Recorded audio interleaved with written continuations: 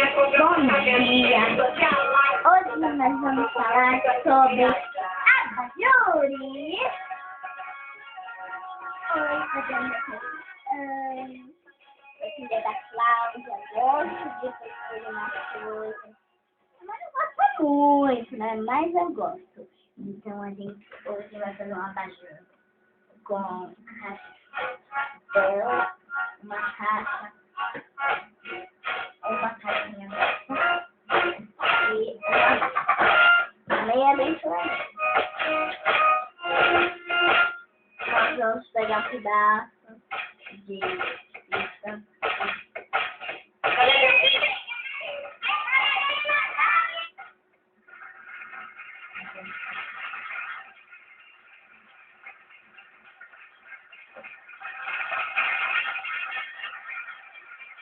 Aí,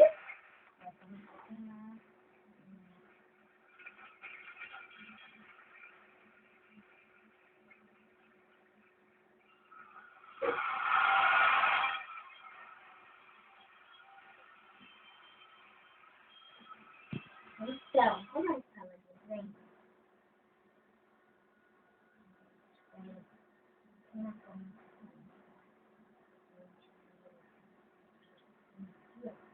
aí, ó, é tudo pequenininho.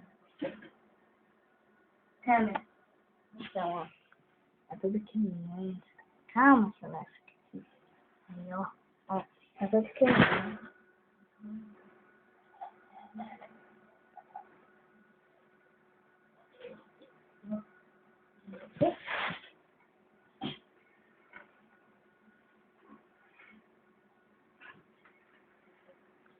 Tananana.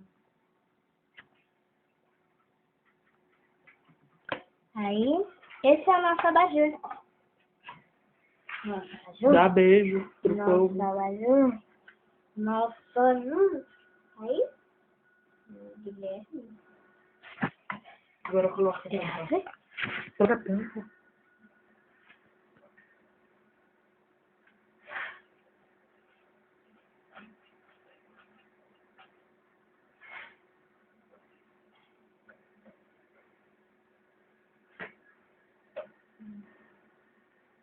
Viu?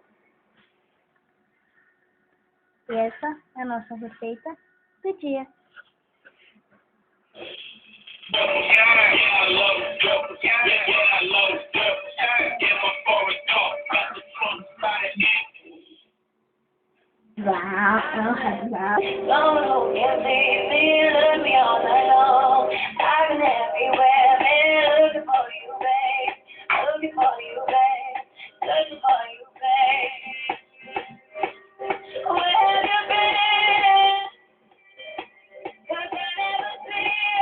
Produtor Guilherme.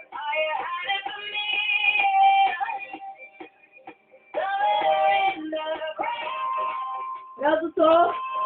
Ó, produtor de banco.